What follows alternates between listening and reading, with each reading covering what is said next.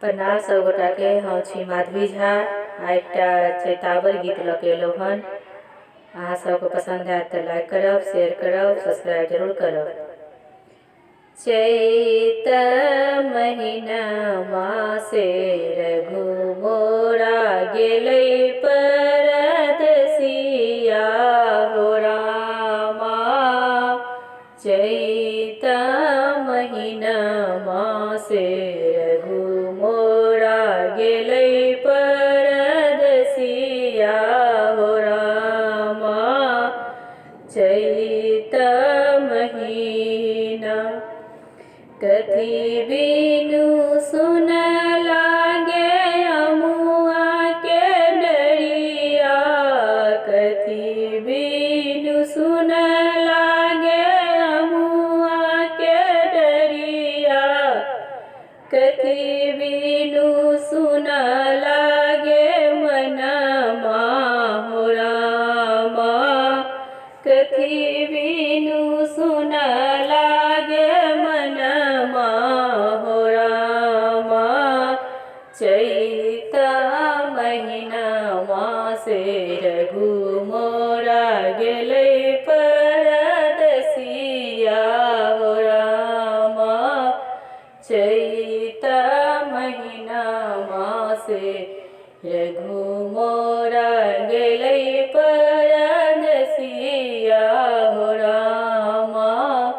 चैत महीना कोयली बिनु सुन लागे अमुआ के डरिया। कोयली बिनु सुन लागे अमुआ के डरिया। पिया बिनु सुन लागे मनमा हो रामा। पिया बिनु सुन लागे मनमा हो रामा।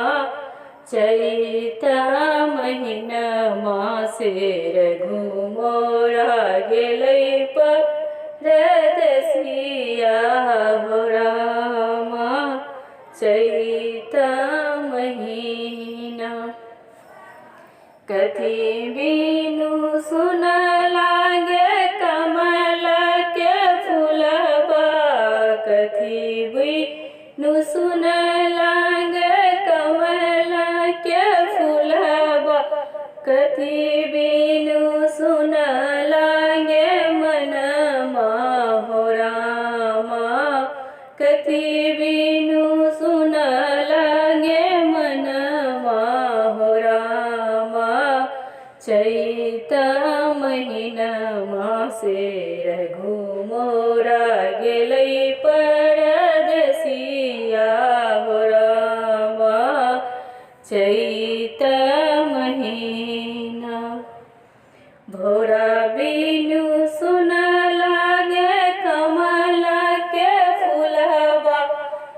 भोरा बिनु सुन लागे कमल के फूलबा। पिया बिनु सुन लागे मनमा हो रामा। पिया बिनु सुन लागे मनमा हो रामा।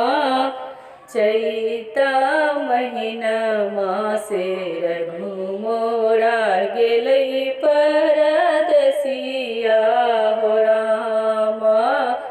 चैत महीना से रघु मोरा गेलै परदेसिया हो रामा। चैत महीना। धन्यवाद।